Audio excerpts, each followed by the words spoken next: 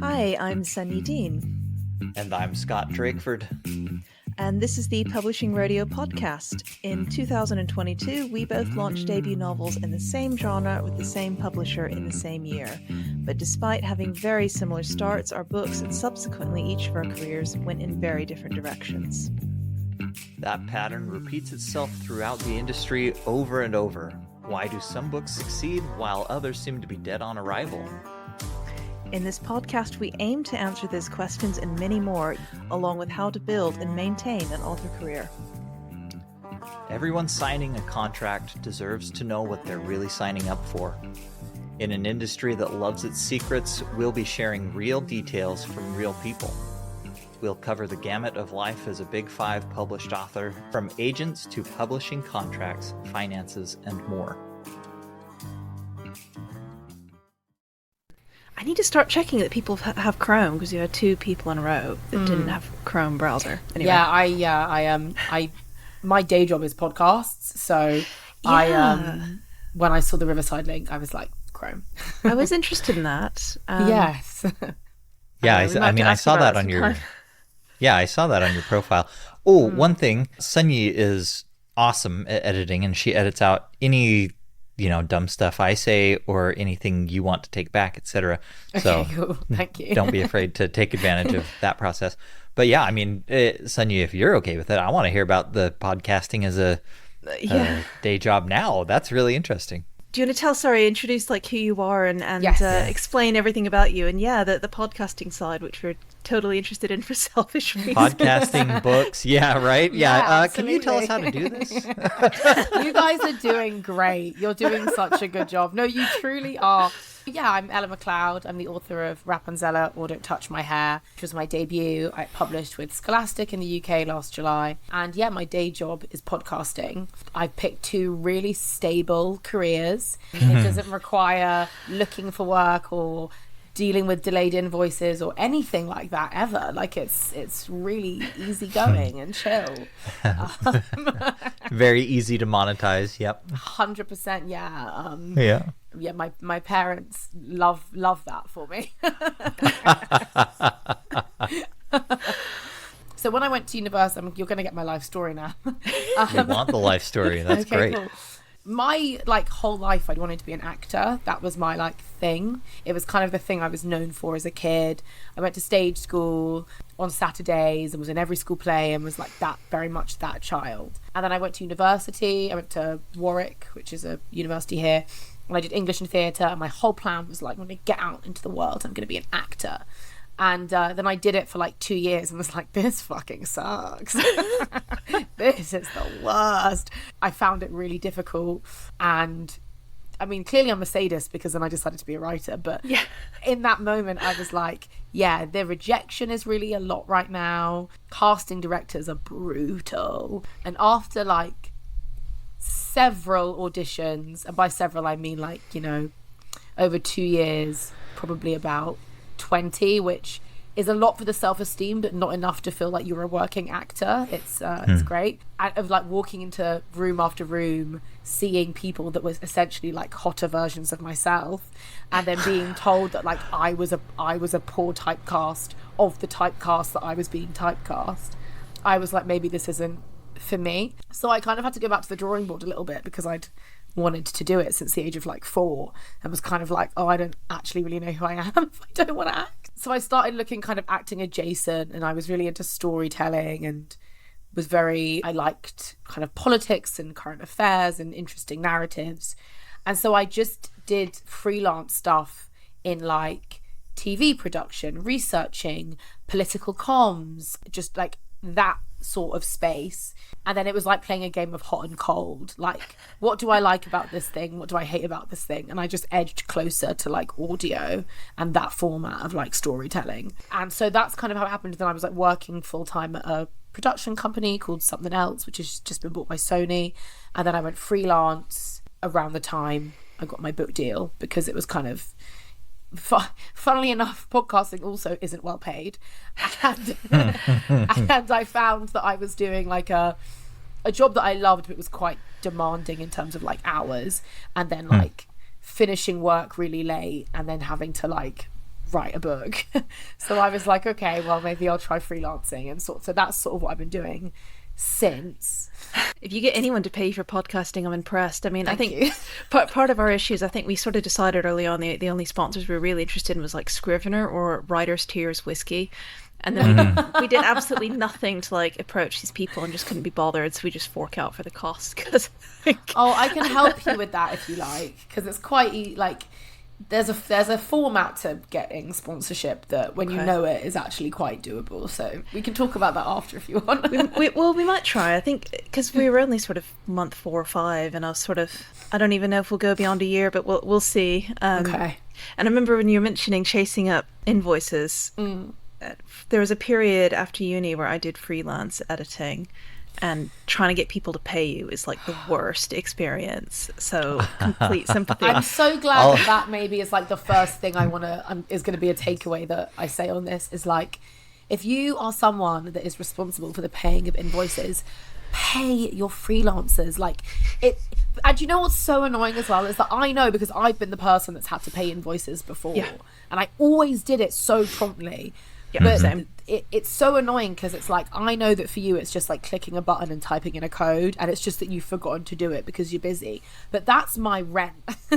That's me getting my electric shut off. You know what I mean? Like, Corporations will delay payment on purpose until the very end of the terms. You know, I don't know if you have the same types of terms, because delaying payment means that cash sits in their ecosystem for longer. Wow. And so, I mean, especially in the startup world, right? But you hear a lot of advice of like, don't pay your bill until the very last day, or don't pay your bill, period, and see who comes knocking. Yeah, I mean, it's pretty awful. I was just dealing with individuals, but I remember I had this one lady that, you know, because I was like editing masters and PhDs and stuff like that for foreign students, and I went through her master with her. Like, it needed so much work because we get a lot of foreign students who don't necessarily have the English, but they have like a ton of money. That sounds really bad, but it is a thing, like, because of how the UK exports degrees. It really does. Right, so they are for sale. And if you have enough money, the fact that you basically have no English literacy is not an issue after a certain point. Anyway, so I went through with her, and she insisted on meeting in person to pay me. I was like, all right. And she showed up with her fucking husband, and this guy was like, I'm not paying you that, it's not worth it. And he gave me like half, and it was like really threatening. Right? And I was like, okay. And then she came back 2 months later and she's like, oh, I've got another project, do you want to work with me? And I thought, oh my god, no. Are you kidding? Are you kidding me? So I'm so glad to not do that anymore. That's wild. Yeah, Sunny, we don't have to include this in the actual episode, but I will handle that. I do not have a problem kicking in some doors and being a jackass to get money if we need to. And I'm the person that kicks, and I'm now the person that will do that as well. That like my sister said that my sister jokes that if I was a white woman, I'd be a Karen, but because I'm a black woman, I'm a Rhonda. And now we say, like, whenever I'm like having to have a go at someone about paying, and like I do it for my friends, they like pass me their emails and they're like, Ella, bring out Rhonda, and Rhonda comes out in full force, like, it's been 29 days, my terms of payment are 20 days. Like, I really don't care. No, it's the way you have to be, it. Otherwise people just get away with stuff. It's ridiculous. For sure. Anyway, sorry, and after podcasting, the wonderful, stable world of publishing. Stable world of publishing. Well, I mean, yeah. So one thing I am curious about, Ella, just because, and I don't have an ear for accents, especially UK accents. Son, you can tell you that I have made some really dumb comments, even just in our short tenure. However, I mean, your voice is genuinely lovely. Sonny's back there giggling. Thank you so much. I appreciate that. The only thing that comes to mind where people can actually get paid in our world on a regular basis seems to be narrating audiobooks. Have you thought about getting into that space? I have thought about it. I mean, look, at this point, I'll do anything if they pay me, you know. But I mean, my aim would always be eventually to be able to narrate my own. Like, that would be a dream for me. And it's something that like me and my agent are sort of pushing for. But weirdly, the way I'm told anyway, the way that audio rights sell, because I write YA as well, that's an important piece of context. The way that it generally works for YA or for children's literature is that audio rights get bought as a package, so it's rare for a standalone to get acquired for audio rights. So my second book comes out next year, and so supposedly that's when my audio rights will be a thing, and we'll look at audiobooks. That's weird. Yeah. That does sound odd. Yeah. So you don't have audio until the next book comes out? Supposedly, yes. This is what I've heard. Yeah. So is that something particular? I'm Googling a few things as we speak now. Please.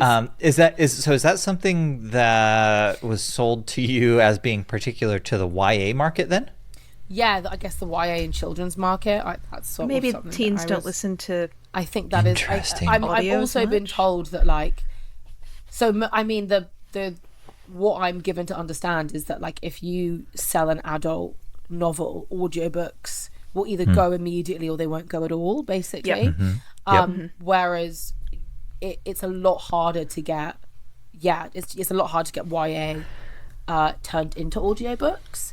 Apparently, I assume, because teens don't listen to audiobooks as much. Obviously, they're quite costly to make, and then they just don't sell as well. So So I mean, I could buy that, right? Maybe that's real.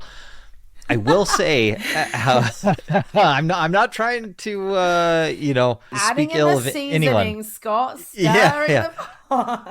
Well, I will just say, and I think I've mentioned some or most of this on the podcast, so it shouldn't be new, but Tor took audio rights with my 3-book deal.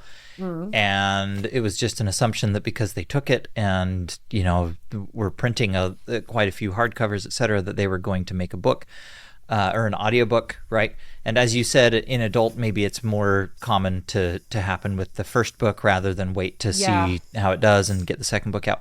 However, I was told that the avenues have been exhausted, and then Tor was very cool about reverting the rights, thankfully. Damn.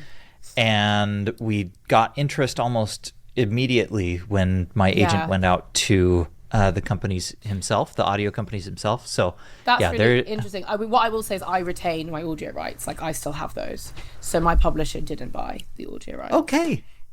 So have you submitted the audio rights anywhere, or are you kind of holding on to it to see? So the conversations that I've had with, like, my agent are that they had a look, they had a chat again with YA. It's very difficult for it to be a thing, and the feeling is that we'll do 2 at once. Yeah. Does it depend on the kind of YA? Because I remember at Yolk, people were discussing with me that basically you have upper YA, which is 16 to 18, you've got lower, which is kind of 14 to 16, and upper YA itself is divided into the YA that actual teens, like my partner's youngest daughter, would actually read, and then half of that YA is women my age reading 100%. it. Yeah, like the smutty Sarah J. Maas stuff, right? Yeah, so like that probably gets audiobooks, I feel it does, like. Yeah, for sure. And I'm lower YA, so okay, right. Like proper children.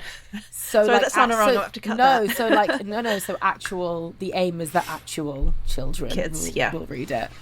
Okay. So that's the sort of like part of the market that I occupy. But it's been such a weird.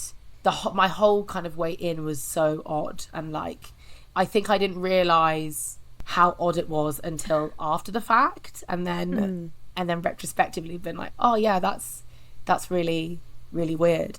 Particularly because, like, before you debut, I don't know about you guys, I mean, actually this is also true, the fact that because my experience has been weird, but like before I debuted, I didn't know any writers. I wasn't in any writers groups. I didn't have any writer friends or at least any novelist friends.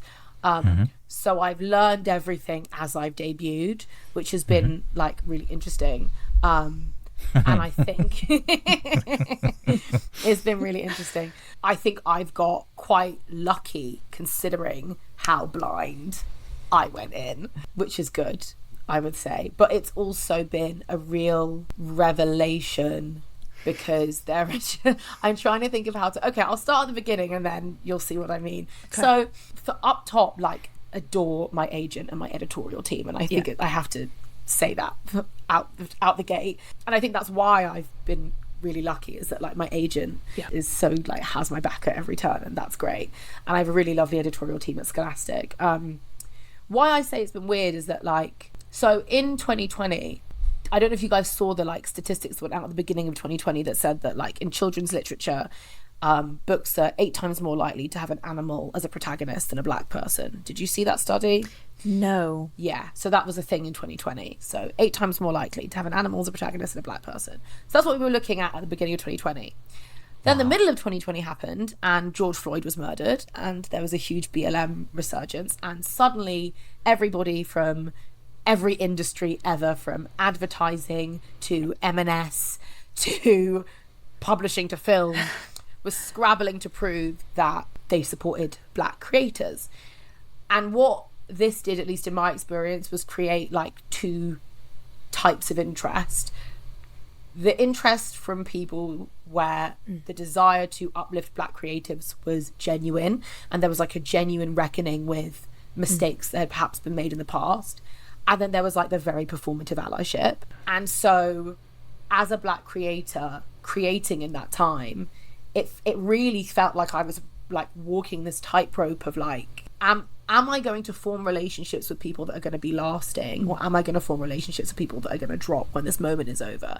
And where I say I got lucky is that I think I did form relationships with people where the desire to support me and uplift me was genuine. But I also think that was like not an accident, because when I was looking at agents, I did the thing where I looked at like what kinds of writers they had on their books, and like my agent represents a poet called Grace Nichols, and I love Grace Nichols. She's one of my favorite poets, and I kind of thought, well, if this is who Grace picked, then I want, do you know what I mean? That was my sort of thinking. And then with my publishing house, Scholastic, obviously they're a mid-sized publisher. They're a publisher who have spent a lot of time in schools, which I think is like hugely important as a children's publisher. So they're not just like selling to parents, they're really in touch with like, so like the Scholastic Book Fair is a big thing internationally, and like they really have that sort of like on the ground desire to increase access to literature. And that was something that was really important to me when thinking about like who I would want to be published by, because, and we'll talk about this later I'm sure, there is a failure to reach young black kids like across the board in publishing. There are lots of reasons for that, but I do believe that Scholastic are a publishing house trying to overcome that. So yeah, I started writing my book when I was at uni. It was my dissertation, and then in the pandemic, like all the TV work and stuff that I was doing dried up, and I got made redundant and sat at home with nothing to do, and was like, oh, maybe I'll try rewriting this thing. And I was like writing poetry and putting that on the internet, and started submitting stuff to agents. And this is where I'm like aware that it's not like usual, because I think I heard back from my agent in like 3 weeks and was signed by the end of the month. And then we worked on the book for maybe like for 5 months. And then I went on sub and got an offer within like 4 weeks. So, and like I'm aware that that's not usual, particularly because we went on sub with a partial and I got an offer for 2 books. So like, you know, and I think that what is happening concurrently there is like good luck, but also timing. You know, there was an appetite for topical work by topical people. Yeah. And in 2020 I was a topical person. Being black was really topical.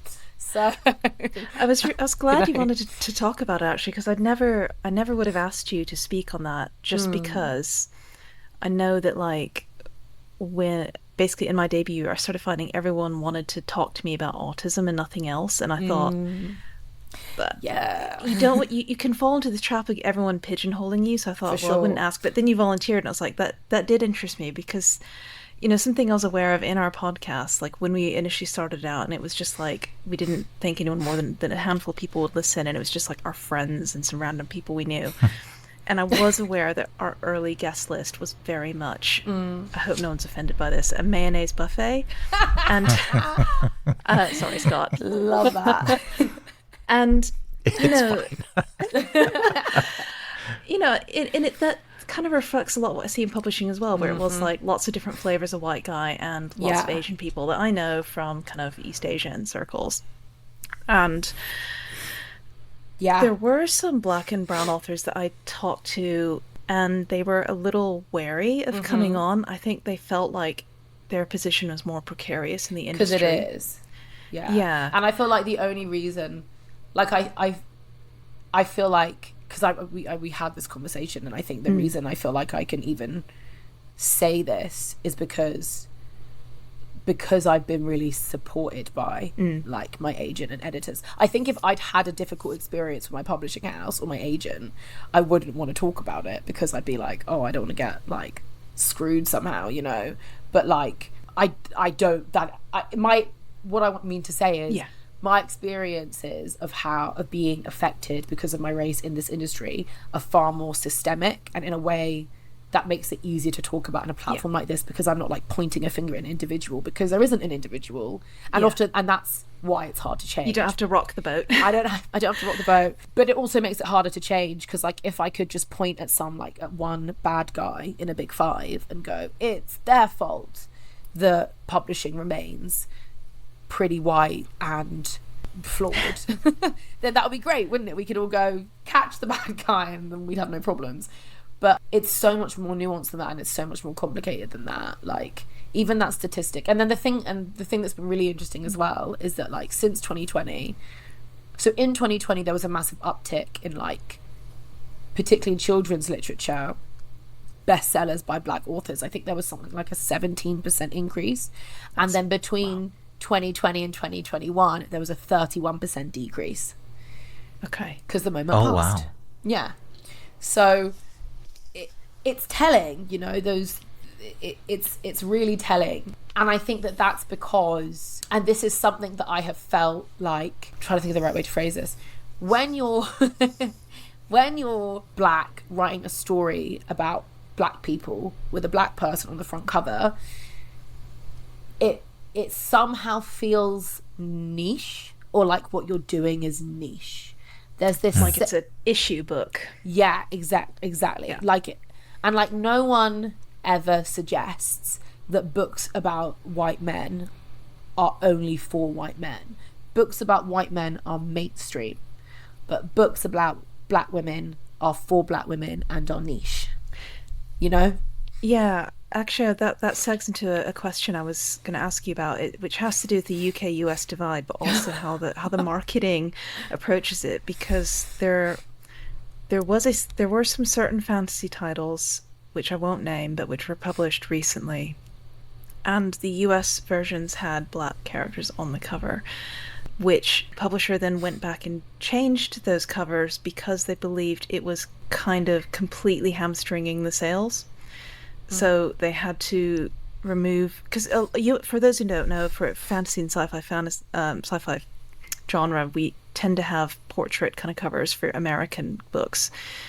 People there like to see faces or figures. The UK likes to have text or graphics, which is why it was like kind of a US thing. The US cover had, you know, a black character in the front, and the UK cover didn't. And yeah, I think you mentioned that the UK and US markets were different, and just what your experience of that was. Yeah, I think, oh God, okay. So this is an example. For Black History Month I'm trying to remember if it was the US one or the UK one. I think it was the US Black History Month last year. In February of this year, when it was Black History Month in the US, I was like, oh, it'd be really fun on TikTok to put together a list of my favourite UK YA fantasies by black authors, because let me do that.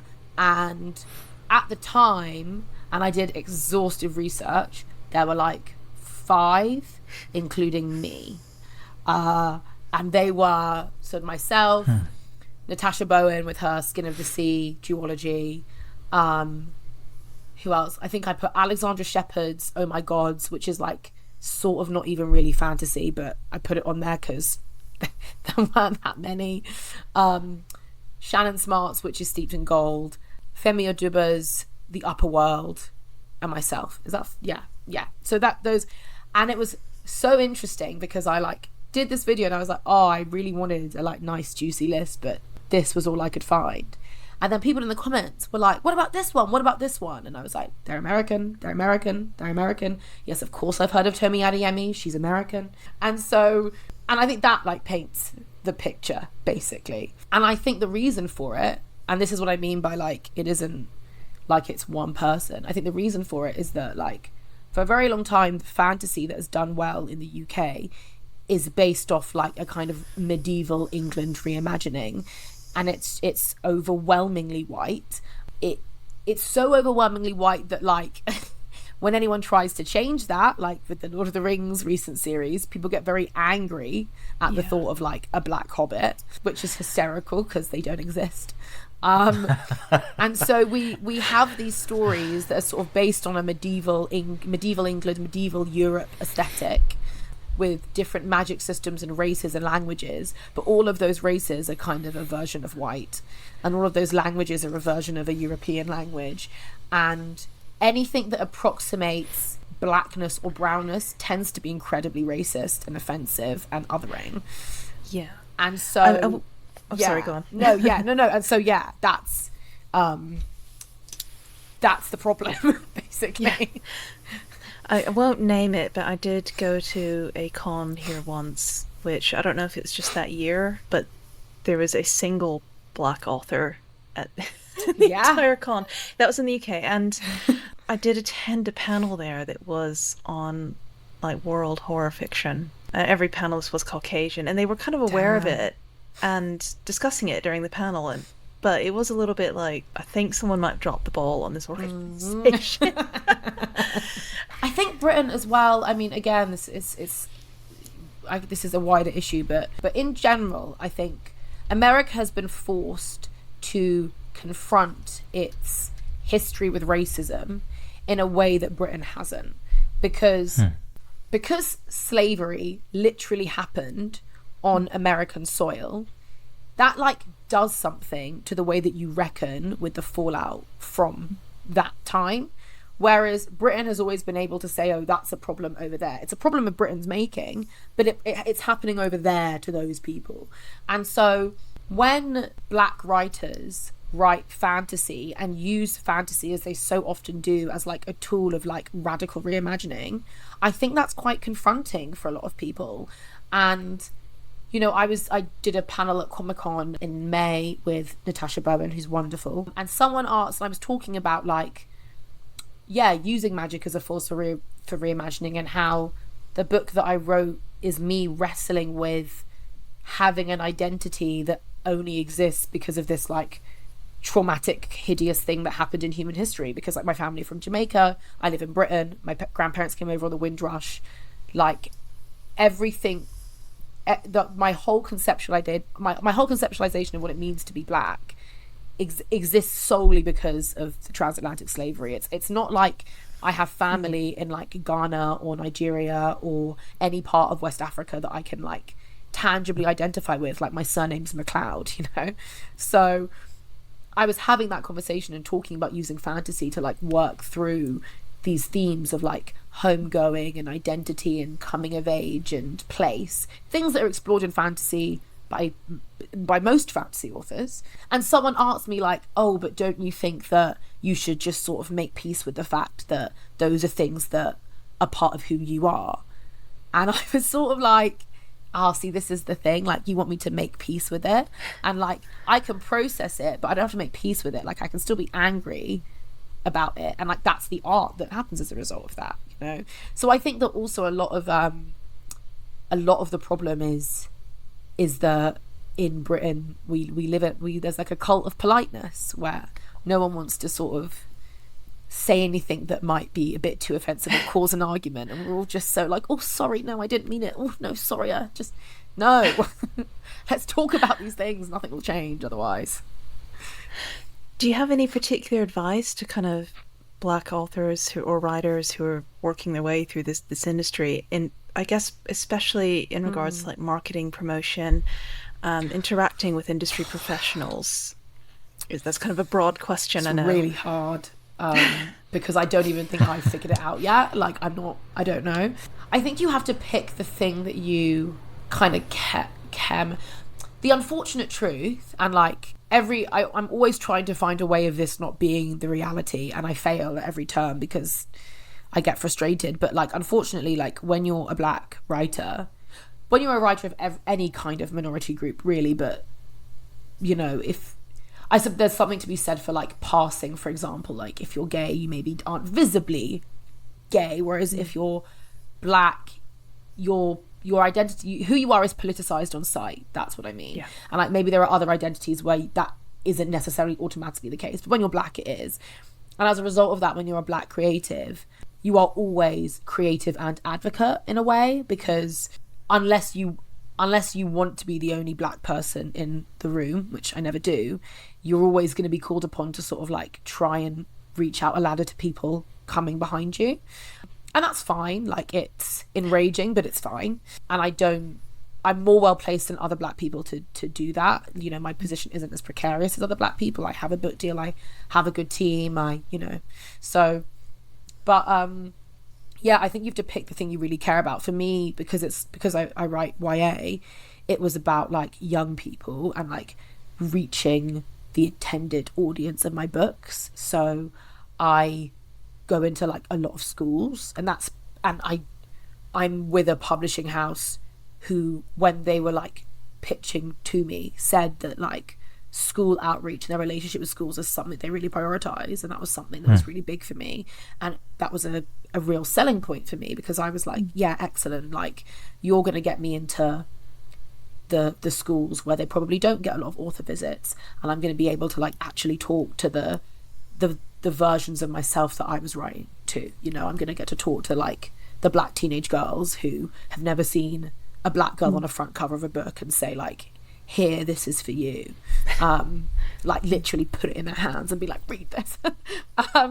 So I think you have to pick the space that you really want to occupy, and then really occupy it, like noisily, obnoxiously occupy it, and then also surround yourself with like people that you really trust to have your back and to be in your corner, and that is what I would say. It's really hard to do.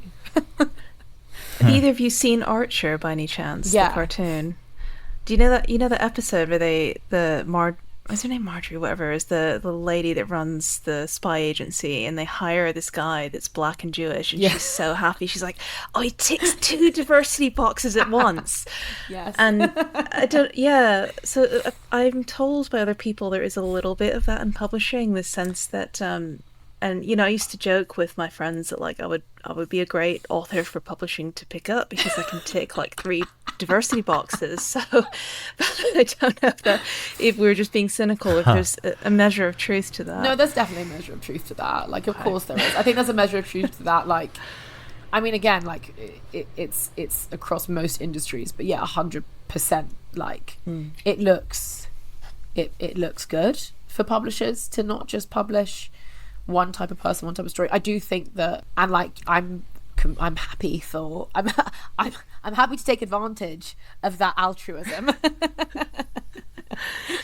Yeah, I do. I'm sure that like part of it is wanting to seem like you're doing the right thing, but also like, but that's the other thing as well. It's like you have to sort of pick the publisher that you think is going to isn't gonna screw you. It's such an obvious that's a hard choice. Pick the publisher that isn't gonna screw you. Okay. And also like with stuff like this, like looking at like their track record is really important. Like, are you the first brown face for 5 years, or you know, or have has every author that isn't white in this publishing house bombed? Have all of their books bombed? Because that's the other thing as well that I think that a lot of publishers forget. And I've seen it with others. I'm not going to name names, not mine, but I have seen this happen, where I think publishers, when you're black, you're told your whole life that you have to work twice as hard for half as much, right? And I think that publishers should remember that if they're taking on black writers, they're going to have to work twice as hard for their authors, because it's happening top down, but there is a level to which like you're having to fight. It's not enough just to do generic marketing or your standard sort of marketing for for your black writers, because that won't cut through, because overwhelmingly the readership of the UK is white, and particularly like with YA it's overwhelmingly white. And so if you want to convince white kids that a book with a black person is something they should read and they should care about, then you have to work twice as hard, because as it stands, the statistics would indicate that white teenagers feel they can relate more to animals, vampires and fairies than black people. So yeah, it's a bit bleak, isn't that's it? an uncomfortable reality. How, yeah, so, I mean, speaking of uncomfortable reality, how much of all of this are you able to be upfront about with your publisher, with your agent, etc.? You know, like, are you having to figure out all of this yourself, or is this something that they've been willing to talk to you about and say, hey, you know, we realize there are some systemic hurdles, you know, maybe with, and I just had to look it up, 87% of the population in the UK is white, which is crazy. I thought I grew up in a white place. And most of it's in London, so the further north you go, the wider it is, to the extent that even me, like I look fairly pale, right, you know, comparatively as East Asian, but when I go quite far north in the UK, I'm kind of like, I really don't look like everybody else. Yeah. Well, it's a riot walking into a pub in somewhere, like in a rural northern town, and being like, everybody's looking at me. Yes. Yeah, I'm sure, and I mean, I'm just curious how much of this you've had help with, you know, because I mean, it seems like something that would be worth everybody's time to be upfront with and say, okay, these are the things that we can do to, you know, surpass whatever systemic or demographic or what, you know, hurdles exist, or have you really felt pretty alone in that effort? I think so. In the like very first sort of like ever meetings that we had about like my book and stuff, we talked about it a lot. And I think that it's a difficult one to articulate. How upfront have we been with each other? I mean, that's pretty cool that even, it was addressed. It was addressed very early, that like, and because I made a real point of saying it to first my agent and then like later on to, you know, my editing team. Like, I'm concerned that, I can't remember how I phrased it, but I was like, I'm concerned that what I'm trying to do, I'm just thinking about if I want to say this. I do that a lot. No, you don't. You don't think about it at all, so you just say it. I think about it a little bit. I think it's an ongoing conversation. I'm not by any means saying that they're perfect, or that or that there isn't more like learning to do. And I think that like with my next book that comes out, which is like blacker and gayer than the first, I think we're gonna have to have even more conversations about like you know, what that's gonna mean. But I think again, it's like, it's about track record and not. But I think the thing that actually has been hard, less with like my team and more just like because of the lack of black writers in this space, that's what feels kind of lonely. Like, most of my writer friends are white, you know, and like the 5 black writers in this space in the UK, I'm friends with 3 of them. And then there's me. I only haven't met Femi. Like, so it's a small pool, you know. Yeah. So yeah, that's what can feel lonely sometimes. It's like, YA and YA fantasy is a really specific experience, because YA fans are so specific. Like, you're dealing with teenagers who have all these like big feelings about the content that they're consuming, and so that can either be like really wonderful or really terrifying. And you're also dealing with adults that read YA who are an entirely different group and who can be very wonderful and even more terrifying at times. Can feel lonely in that sense, for sure. I was going to ask some quick craft questions if we have time, if that's all right. Just because I was really interested in the fact that firstly you used poetry in your debut book, and also second person, which is like my favorite point of view I love ever. it so much. And Do you think that that's influenced by poetry? Because a lot of poetry is in second person, and to me that's always like a very personal, very deep point of view. I just wondered, but there aren't necessarily a lot of verse novels around or second person No, I know. I went really edgy with the first one. I was like, I'm going to write a really edgy debut. And God bless my publishers for not being like, no one is going to read this, Ella. Like, they were really like, yeah, you do you. So, but the book actually started, when I wrote the dissertation, it was a 5,000 word spoken word poem. Like, that's how it started, and like that's sort of how I got into writing in the first place. I started writing and performing spoken word when I was at uni, when my fiance was in a spoken word poetry competition and came second, and I was like, I'm gonna enter next year and I'm gonna win, and I did. So it started as poetry, and it started as poetry because I wanted to kind of replicate both the sort of like rhythm and cadence of a traditional fairy tale, but also I really wanted to harken back to the oral storytelling tradition that is just like so prevalent within the Caribbean community. Like it's just really feels like it speaks to that kind of community and that kind of passing on of like tradition and history and experience. And because so much of my book is set in a hair salon, which is also really central to the Black female experience, like oral storytelling is really important in that space as well. Like, particularly when like you're going in as a young Black kid to get like your braids done, and you're there for like 6 hours, and you're just like listening to your hairdresser tell you all these stories, and you're telling her your stories. And so it was that's sort of where the poetry came from. And all of my hairdressers have been like Caribbean or West African, and there's such poetry to their accents and the way that they speak. So that's sort of what I wanted. That's fine. That's really cool. This is probably a redundant question, but have you read any Roger Robinson? Yeah, sorry, I know everyone must mention him.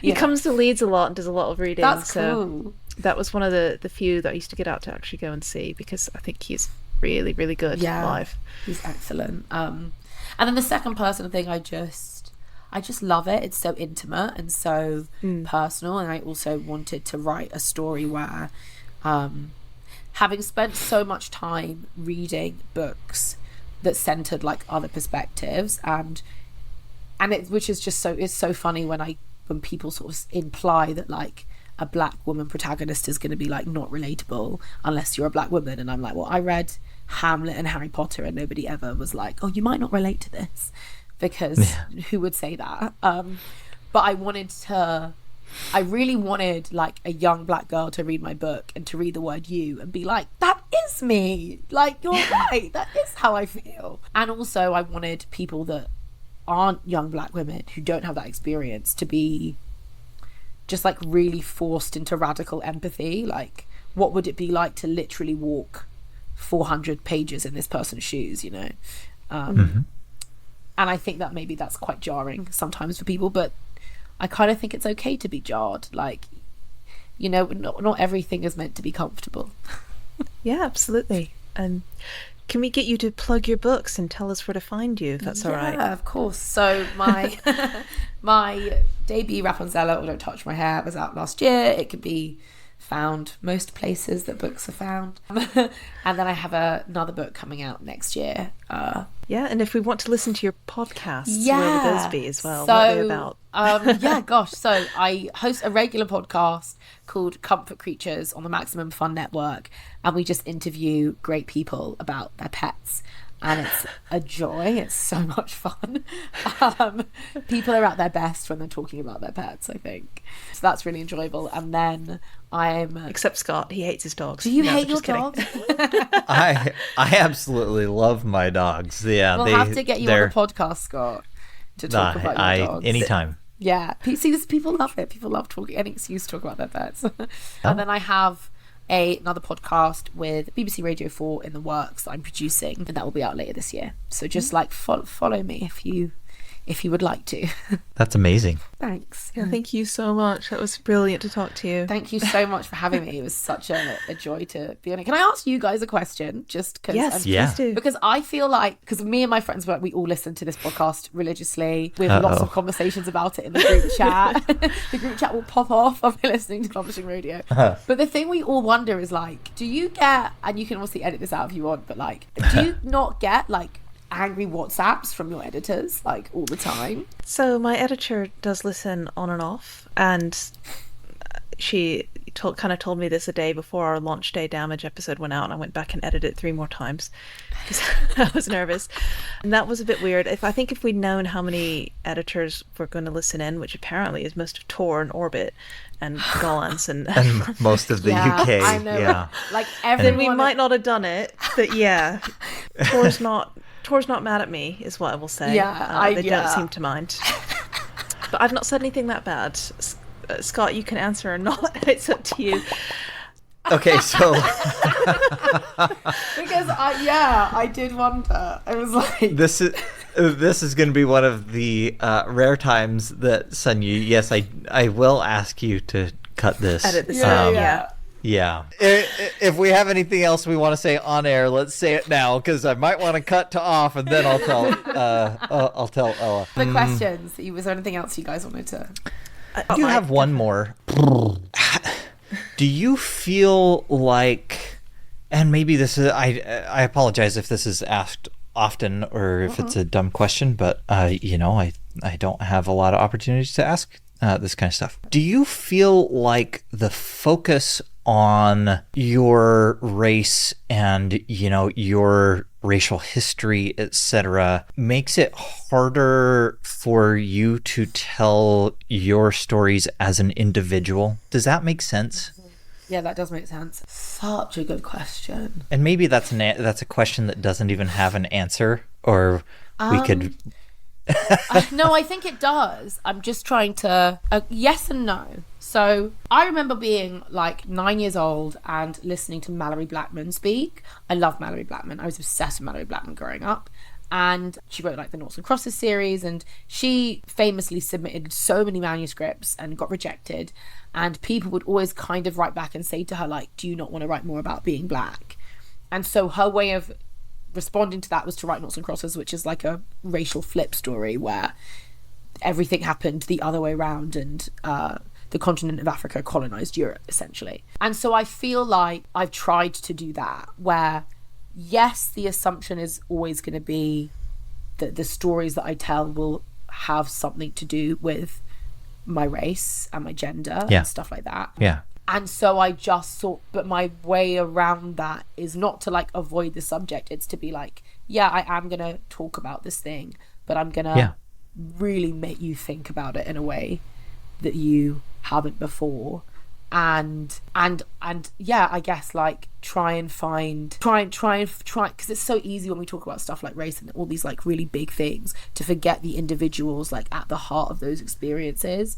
And so that's always what I'm trying to drill in on, is like what it means to be an individual experiencing that.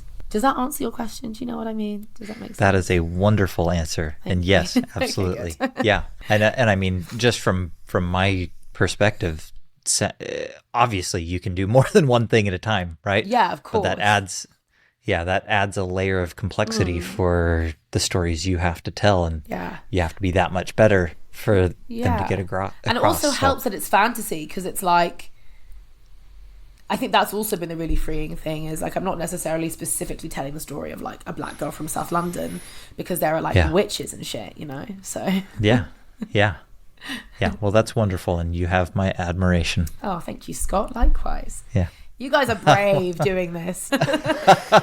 Except for today. I'm gonna make Sunyu cut before I answer. You've been listening to the Publishing Radio Podcast with Sunyu Dean and Scott Drakeford. Tune in next time for more in-depth discussion on everything publishing industry. See you later.